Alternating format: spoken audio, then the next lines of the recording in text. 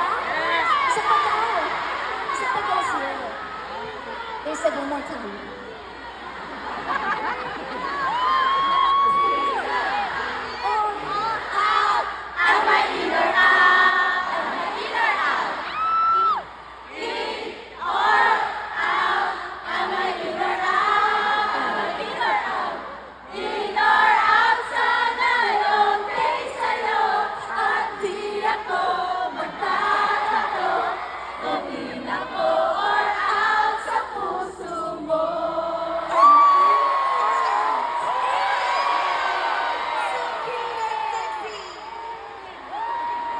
How about the music?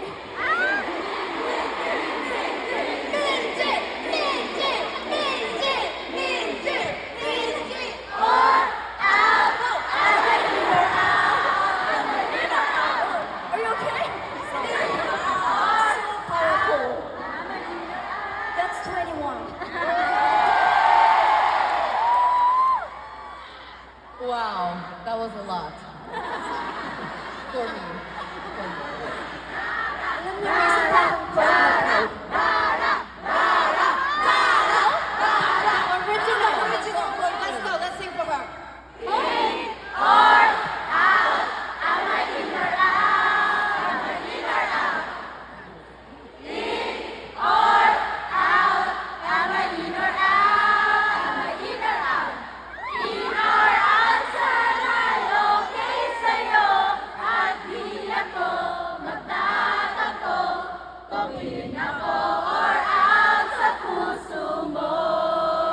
In or out?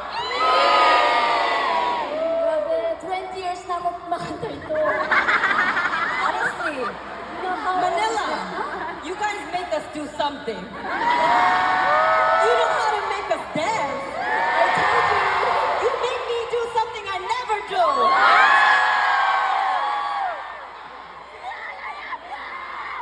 Okay, enough of Yes, yes, yes.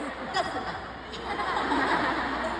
And you know, sinabi sa amin ng mga Korean staff ko kagabi, nagulat daw sila kasi sabi nila, siyempre di ba sabi niya, kahapon, ang lakas ng boses nila, wala akong maririnig.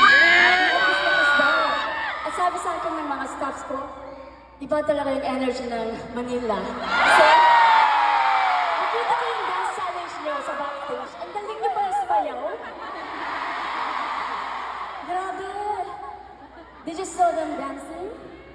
Yes. Doing the dance challenge. Dancing, singing, Playing, having fun. But honestly, I really believe you guys are the best singers. What is in the water? Everyone here could sing. You guys have a beautiful voice and you guys can really sing. So it was really fun, like singing with you guys and dancing with you guys. Yes, Filipinos are known for their hospitality. Yes. And they're really friendly. And they're really happy, bright persons. And they love music. They love K-pop and they love 21. So